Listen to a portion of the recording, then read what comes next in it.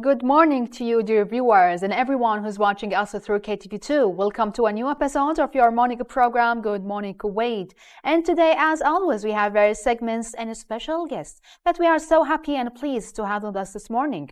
So please keep watching us till the end of the episode.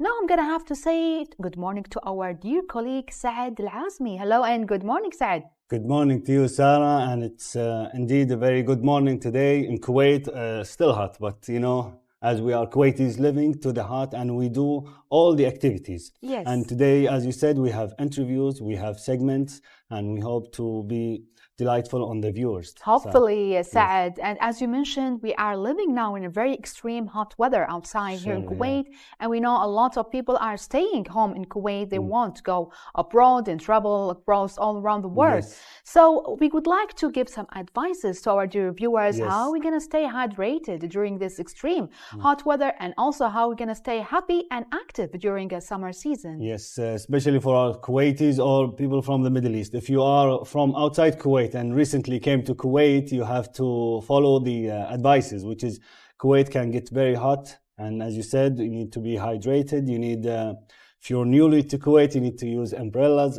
things like that, because it's really hot. And Kuwait, you will get used to it if you follow the guidelines. And of course, Kuwait is beautiful. For sure, Kuwait is beautiful. And we have to, as we mentioned, Saad, we have to stay hydrated. We have to drink too much fluids, even if you are not thirsty. I know a lot of people, they don't like the taste of water, which is really dangerous for their body. Yes. But we have some like other advices. You can put some water with the cucumber, some fruits in your bottle of water. It's going to be really sweetened, and you can drink a lot of water. And also, in addition, Saad, we have to wear lightweight clothes during a summer season as well. Surely, yes. If you are a coffee drinker like myself, coffee can dehydrate you. Because of the caffeine. Yes. And if you think you're drinking a lot of water, of coffee, you should drink a lot of water as well.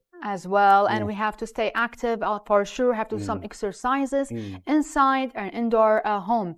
And today, Saad, we have too many segments, as we mentioned, too many guests. Yes, surely today we have a economic professor and also a development goals setter that will make us improve our situation. Exactly, Saad. And we have to know our purposes and our goals in our life with our dear guest, Fatma Lirshade. She's a certified trainer by the American Board and the UK Board of Training. She will tell us exactly what we need to do to reach our goals and targets. Yes. And Saad, speaking about the weather, the extreme weather, extreme hot weather, actually, dear viewers, how about to check the weather segment with our colleague, Fahad Latabi, and they will be right back to you.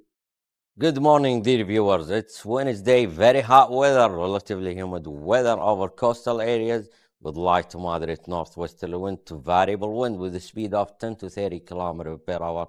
But starting from today afternoon, we might see rising dust over some areas, especially open areas. Low visibility expected, so please take a caution while you're driving. Tonight it's going to be hot to rather hot weather, northwesterly wind with a speed of 10 to 40 kilometers per hour. Chances for rising dust will continue with us until Thursday, so please avoid all marine activities for your safety. State of sea is going to be slight to moderate rough at times, and the wave height from 2 to 6 feet.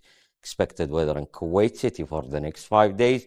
Very hot weather with us by day, but still rather hot to hot weather late night and early morning. Northwesterly wind will continue with us for the next 5 days with a speed of 12 to 45 kilometers per hour. We are expecting freshening northwesterly wind today and Thursday, so rising dust expected over the desert areas.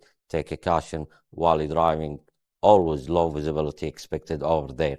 Minimum temperature will range between 34 to 35 degrees for the next 5 days. For the maximum temperature will range between 45 to 47 degrees. This is our weather forecasting this morning. Thanks for watching us. Now, let's go back to our colleague. And now let's move on to the Kuna news. His Highness the Emir Sheikh Nawaf Al Ahmed Al Jaber Al Sabah sent a congratulatory cable to the President of Mongolia, Ukhanjin Khorliskhok, on National Day. In the cable, His Highness the Emir wished the President a long, healthy life and his country further prosperity. His Highness the Crown Prince Sheikh Mish'al Ahmed Al Jaber Al Sabah welcomed Tuesday Minister of Education Dr. Hamid Al Adwani, who introduced outstanding high school students for the 2022-2023 scholastic year. During an honorary ceremony, His Highness the Crown Prince advised the students to select specialties that would contribute to the country's progress so as to keep peace and accelerate developments. Kuwait's National Assembly lawmakers in their regular season on Tuesday called for the necessity of concerted effort of Muslims, parliaments and governments and activating the role of Organization of Islamic Cooperation to enact laws banning funding Islamic contents and statistics in order to prevent any attack on the Holy Quran. The Interior Ministry warned the public on Monday against SMS messages sent by scammers asking people to pay traffic fines through a sent link or face bigger fines. In a press statement, the ministry said that it does not send messages to threaten people with larger fines if they did not pay traffic violation fines. These are scammers' operations that use a website cloning the ministry's website to deceive people, the ministry cautioned. And now, dear viewers, we'll go to a quick break and we will be right back. Well, dear viewers, we have too many reports and segments. In our first report, let's talk about the weekly U.S. economy. In our weekly U.S. economy update, we will shed the light on how the U.S. markets actually ended higher ahead of a busy week. Yes, Sarah. Last week ended with a key inflation data and the start of second quarter earnings session. Let's watch this quick report, everyone. U.S. stocks ended slightly higher on Monday, but caution prevailed ahead of this week's inflation report and the start of second quarter earnings. The Dow climbed 0.6%, the S&P 500 gained 0.25%, and the Nasdaq added 0.2%. Investors will see if inflation is continuing to moderate when the Consumer Price Index report for June is released on Wednesday. That could shed light on the interest rate outlook, with many traders expecting the Federal Reserve to raise rates by 25 basis points this month after pausing in June.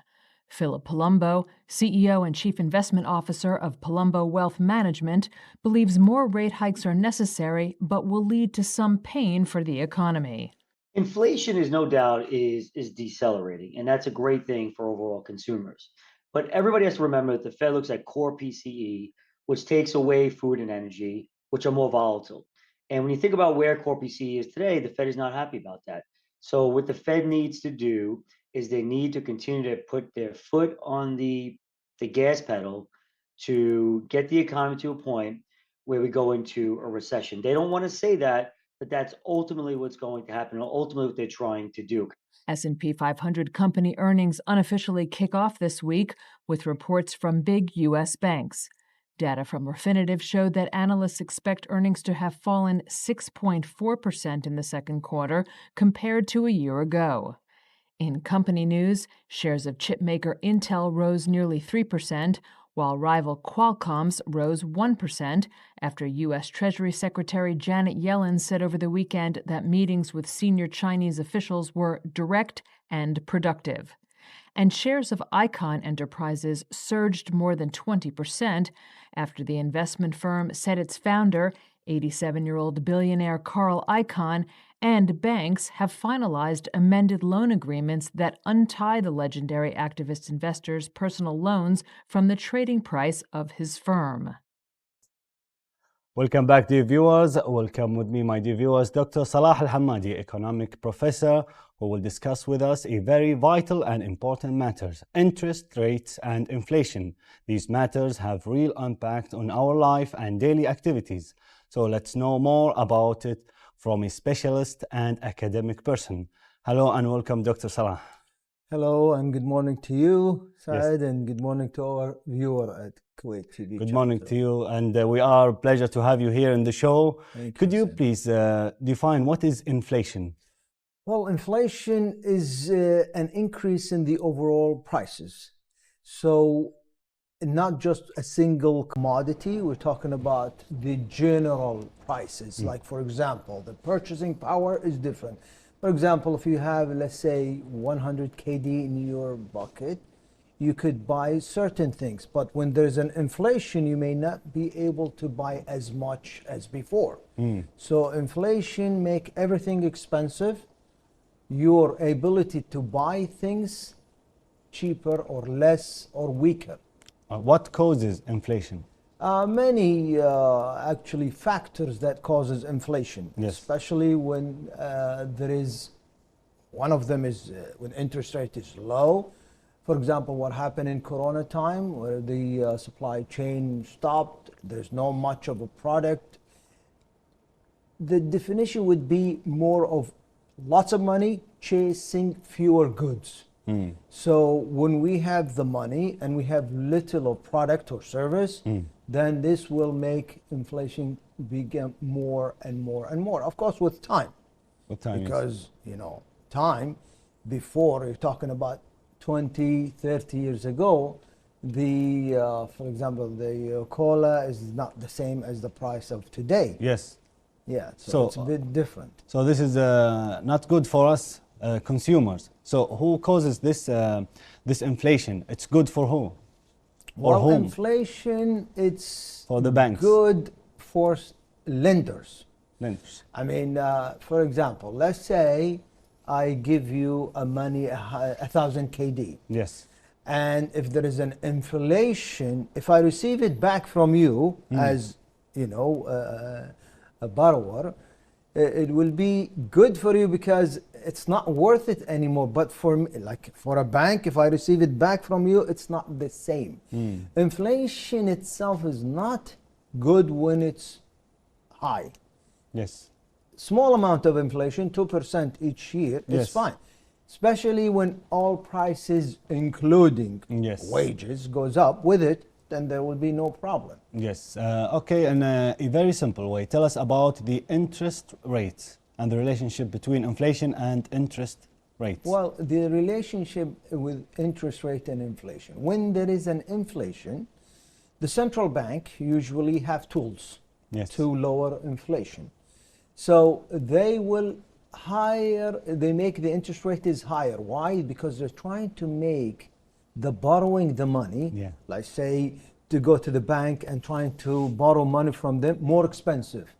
So what's going to happen to the supply of money and the cost of money? It'll be too expensive. Then I would not go and invest or would not go and do a business, and therefore the money will be within the bank. Let's say I have money, and shall I go use it or put it in a bank and get higher interest rate? No, I will normally, in general, especially like big mutual funds, big company, they will hold the money because it's too expensive to invest. Therefore, they put the money in the bank because interest rate is higher. Why would I take it and put it, let's say, in the stock market? If the stock market, let's assume it's giving me plus the capital on the prices of the, the stocks, it gives me a dividend of certain, let's say 3%. And the bank is giving me 4%. I would put it in the bank and have almost risk-free. Yes, very, very interesting, Dr. Salah. Our top priority always is our budget and how can we keep ourselves within this budget. So how the interest rate, up or down, can help us with that? Well, usually interest rate, when it's up, it's going to be expensive. So usually people who tend to buy big things, let's say cars, houses is mortgages, especially in the US. When interest rate is high, people tend to slow down, not buying houses at this, at this rate. Usually, when interest rate, investors, it will be too expensive for them to, do any business. Like if I want to enter a building, let's say to build a complex, Yes. for apartment complex. Yes. And I'm thinking that later on in the years that I will have a return of 10%. But at the cost of money or borrowing the money is 15%, I will not initiate that. So interest rate can affect you in a way of spending the money or saving the money. Yes. Here in Kuwait, what do you think about our interest rates or the inflation? Interest rate here, well, we have an inflation because it's, as I said, it started with the corona time and the supply chain and the more expensive of, it started when people not going to work, less product is there, less things to come here, more expensive to ship them even. And in Kuwait, we don't follow the dollar amount. So we have the basket of currency, but we do increase it with the Feds, of course, because the Fed increases the interest rate. And they have to increase it. It's not as much as the U.S. U.S. is between 5 and 5.25. And here we have about 3.75, the repo. So we have an inflation. The central bank is using its tools to lower that inflation. Yes, Dr. Salah. May you tell our dear viewers, when was the last interest rate increment in the USA and by how much? Well, the last one was in May. I believe May 3rd, it was a quarter or 25 base point, which is a quarter point increase to reach the target. The federal fund rate is targeted between 5 and 5.25, which is the amount of the bank borrowing from each other. So they make it more expensive for them to deal with that, and then the central bank has the discount rate and so forth. This year, I believe the Federal Reserve Bank in the U.S. has increases at 3 times, each time adds 25, because what they're trying to do is, with the inflation that they have 7% back of last year, or even reached 9%, they're trying to have a soft landing. They don't want to do the same mistake that they did in the 90s, where usually when you slow down an economy, it will be a recession, and you don't want to have a recession because you don't want the inflation. At the same time, you don't want to have the inflation or recession. Both of them is bad. Yes, very interesting. And all other countries' central banks should follow the Federal Reserve interest change, and why? Because a lot of currency are tied to the dollar. So when the dollar becomes stronger, lots of demand on it. The people will demand the dollar to have it, especially to have it in their central bank. Also, one of the great things, imagine that the U.S. is given a 5% interest on your money, keeping it in a bank. Yes. And in X country is given 2%, especially for big companies, mutual fund. It will be an outflow of money going and migrate that money to the U.S. And you don't want to lose this cash or this money to be out of your, your sight, and your currency will be devaluated later, little bit and little, and it's not wise not to follow the globalization. It's really interesting to know all about this money and how economic works. Could you, Dr. Salah, tell us about the number of countries did increase their interest rates in the first quarters of 2023? Well, the majority, I would say, like the UK Central Bank, Bank of England has risen the interest rate. The majority of bank, usually the central bank I'm talking about, they raised the following, not necessarily all of them.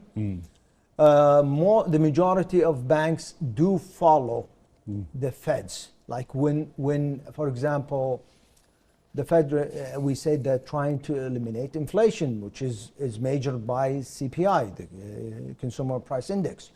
And when they increase interest rate, majority of banks, including the GCC here, they do tend to follow the Fed's probably not at the same rate. Like in Kuwait, as I said, they have the discount rate, I believe, at 4. The US, the target rate for them is between 5 and 5.25. Yes. What is the impact of increasing interest rates to the economy of any country?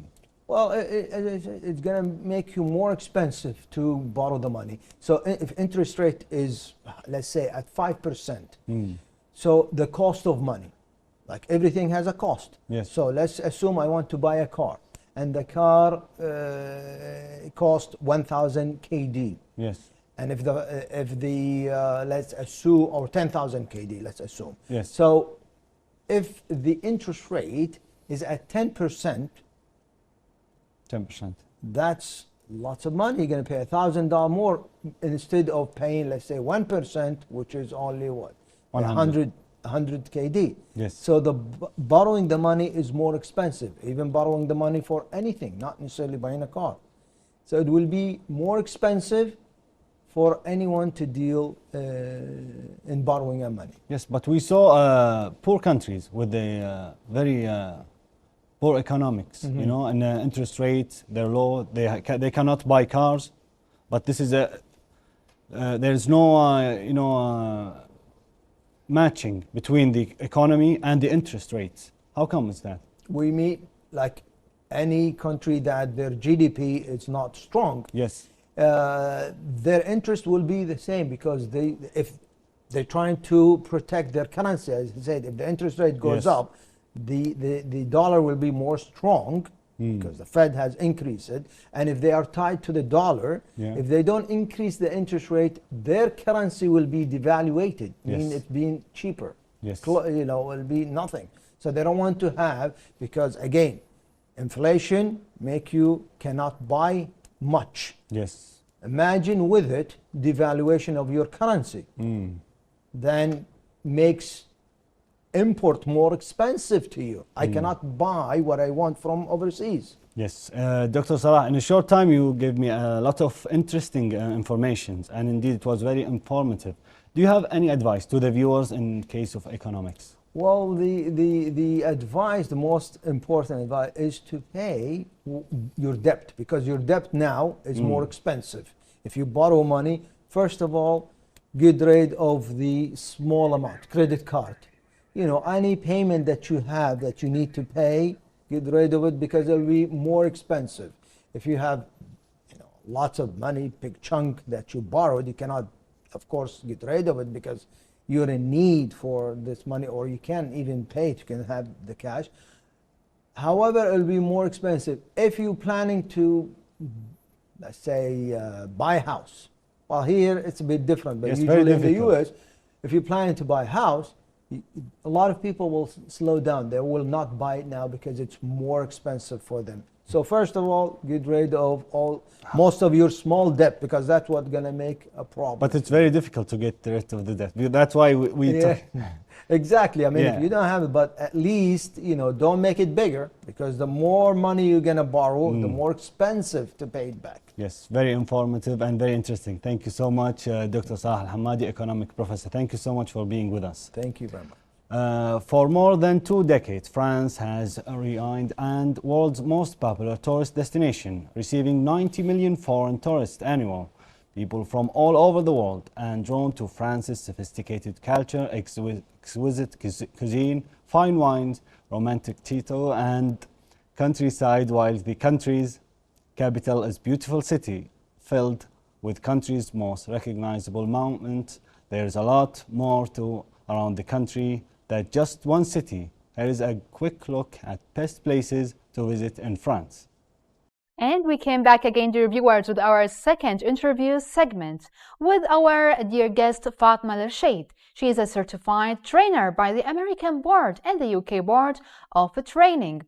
Mrs. Fatma, she will tell us exactly what we will need to reach our goals and targets. So, hello and good morning, dear Fatma. Good morning, Sarah. How are you? I'm really fine. It's really always a pleasure to have us in our show. It's always a pleasure, and I feel like being at home, to be very honest. For sure, it is your home. Happy to see you again.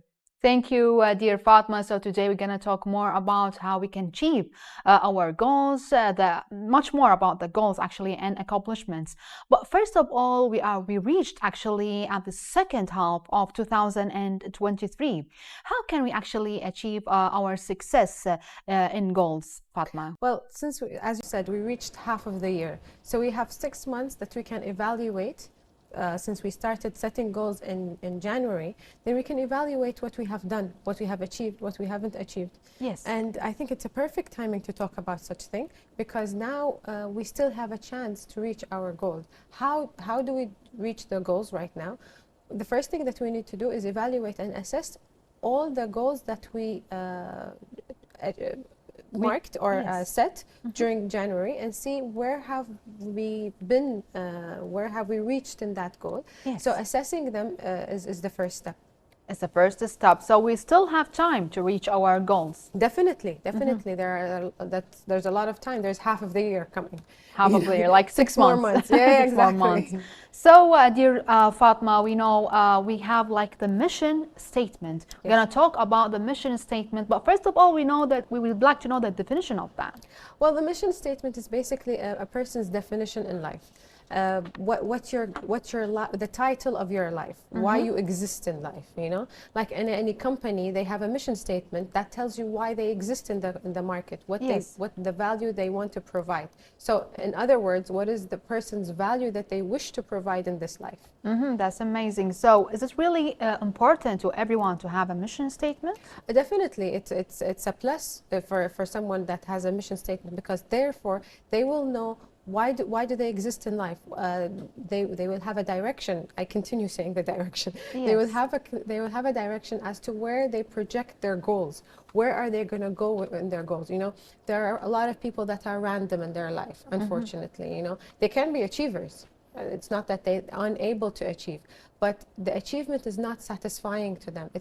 They're not building something of a legacy. Whereas if you have a mission statement, then you will easily build a legacy. You know, you'll know the direction where to go, and you'll use your effort and time effectively. So it's like a bullet point of what I need to do, like during for the next, let's say, a month or 2 months. It's a roadmap. It's a map. It's a roadmap. It tells you, because your mission statement is where you eventually want to reach. Okay, since you know where you eventually want to reach, you need a roadmap to reach there. Yes. So your mission statement, it guides you. It's your Google map. It's like a guideline, a Google map. Yes, exactly. I got you, dear Fatma. So let's get back to the people who already actually achieved their goals and their accomplishments. How they can actually evaluate their accomplishments? Well, as you said, they already achieved. Okay. Yes. So their evaluation is based on success. So they know what they already have done. But I think everyone who has already achieved a goal wants to achieve it in a more significant way, in a more sufficient way, in an easier path. Especially like if you're setting a goal for the first time, you would need time to adjust, to understand, to do the research before you actually go ahead and achieve that goal. So they would evaluate the journey that you took for reaching that goal, and try to make it better. Try to make it better. Yeah. So you mentioned the experience that you have. The experience. You mentioned about the mission statement that give us like clarity of our, let's say, goals, like a Google map, as you mentioned. So some people, they what they want. Does this mission statement actually help them for that? Well, yeah, it's basically where you start off. You know, if when someone wants to be an achiever in life, they must actually have a mission statement. Otherwise, what do you want to what is it that you want to achieve? Yes. If you don't know, if you don't have a title to your life, the reason of your existing, and you don't know what value that you want to give into life, then what is it that you want to achieve? You'll be achieving in a random way. Yes. Having said that, also people mission statement throughout their life can change. So if people think that they're stuck with one for their entire life, that may cause them to be anxious a little bit, but they don't have to be.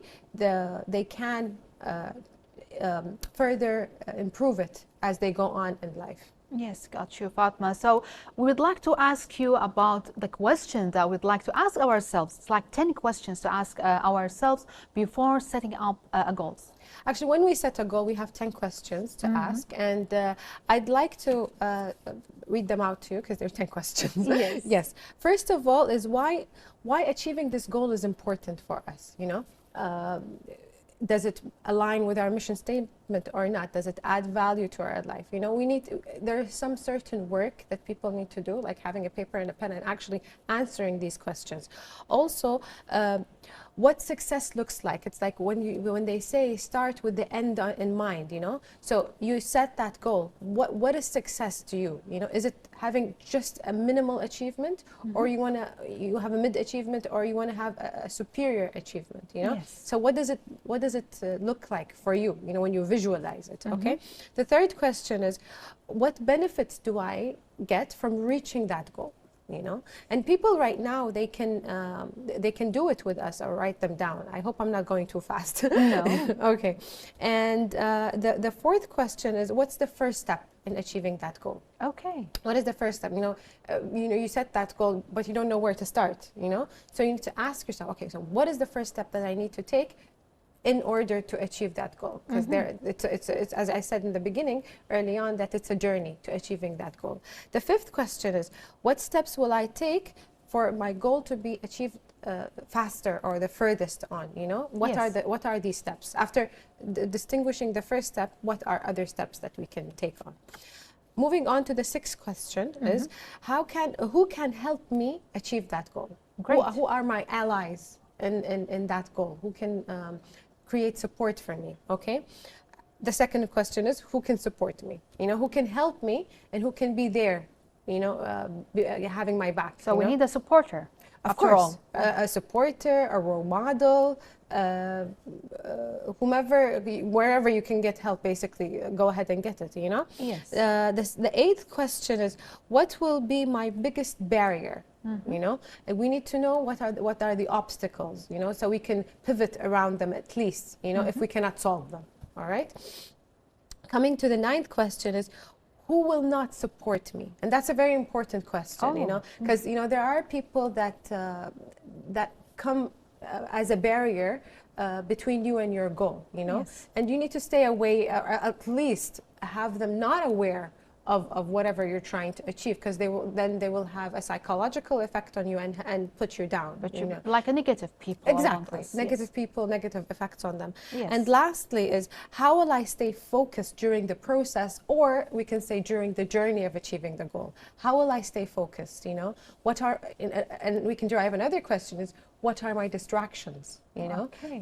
If we eliminate the distractions, then we're most likely, and we have a higher percentage of staying focused. That's really amazing, Fatma. 10 questions, 10 important questions that everyone needs to ask themselves before setting up a goal, and also it's actually helping us for the mission statement, isn't it? Yes, the mission statement helps you also in answering those questions, because then you know you have clarity. Mission statement, basically, it is for your own self to have clarity. Yes. You know, where am I going in life? It answers this question: where am I going in life? What is my legacy? You know, legacy is what you leave, what you put in this world. You leave behind when you leave this world. Yes. You know, so it is important. Like, if someone doesn't know how to answer those 10 questions, Fatma, what is say? They come for consultation. Okay. You know? They should. They should, because I think they're straightforward questions. I honestly don't think they're complicated questions in the sense that they're straightforward. I mean, where do you see their complication? There's no complication, actually, Fatma, but there's someone doesn't know who is a supporter and who is not supporting me. Maybe he thought this guy, he will support me. But after a while, he discovered, or she discovered, that he wants or she wants to support me. Yeah, but this is life, you know. You set things in the beginning, and this in itself is teaching the person something. You know, teaching them the way that they evaluate people probably is not the best way, that they need to improve in that. Yes. So that's an add-on. That's amazing. So the most important question, Fatma, how can we understand and know our beliefs? How can you understand and know your beliefs? Beliefs are created very early on, you know, since 0 to 7 years old, you know, they're created, your values, your beliefs. And how do you know them? You would know them from your daily interaction. I think most people actually know their beliefs, but and their values, but it is how supportive is your beliefs and values. Let me answer you in even a better way, okay? Yes. How can we create beliefs and values that help us support what we want in life, you know? Yes. Basically, let's say, for example, somebody has a strong belief that they're unable to swim. Okay, for example, you know, as an example, Yes. They have a strong belief that they're not, you know. They would probably, first of all, need to change that belief in creating affirmations, that's one, and going and meeting with people that are swimmers, and writing down the benefits of swimming, like we said in the 10 questions, you know, use the 10 questions, that's one of them. Yes. You know, in changing your beliefs, know the benefits, convince yourself basically in a different belief system that will help support you, because we cannot act indifferently of what we believe in. If we believe in a certain level of success for us, we will not surpass it.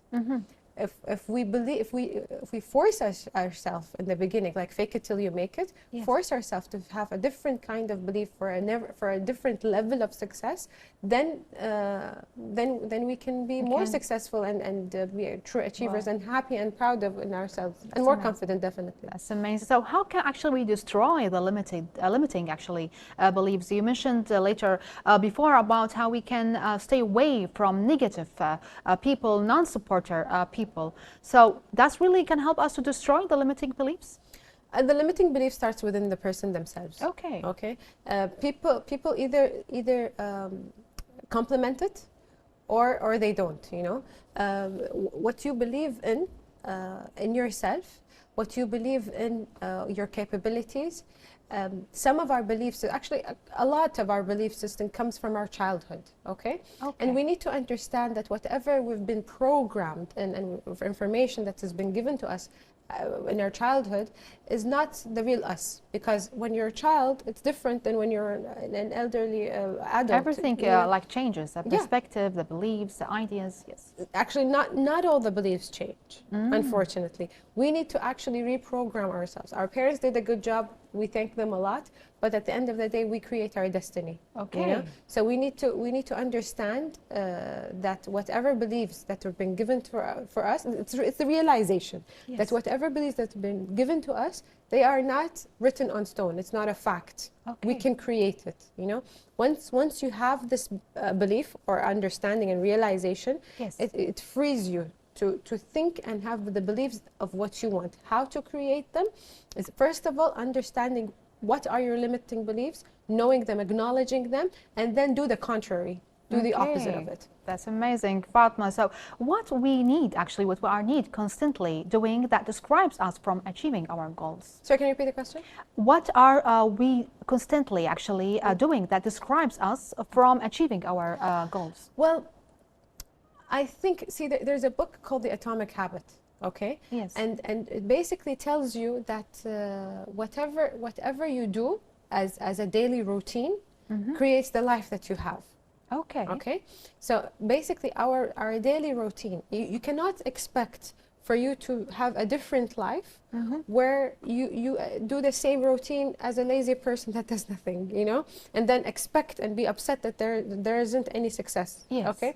Successful people have a certain lifestyle, and less successful people have a different lifestyle. Okay. Yes. So I guess we need to also look and realize and acknowledge what lifestyle are we leading and how we are spending our time. Yes. I guess the first step is tracking and logging your time to know where your time is going and having correct time management skills. That's really available, actually, information. Thank you so much for your generous information, Fatma. You always provide us with, let's say, golden advices about how we can reach our goals. Thank you. Thank you so much, and it's a pleasure being here with you.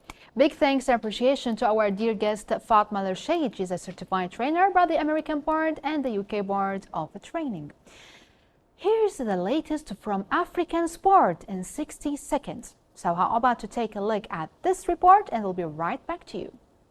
South Africa trounced Australia 43-12 in the Rugby Championship on Saturday, with winger Kurtley Orenser scoring a hat-trick of tries. The Springboks will next face the All Blacks in Auckland.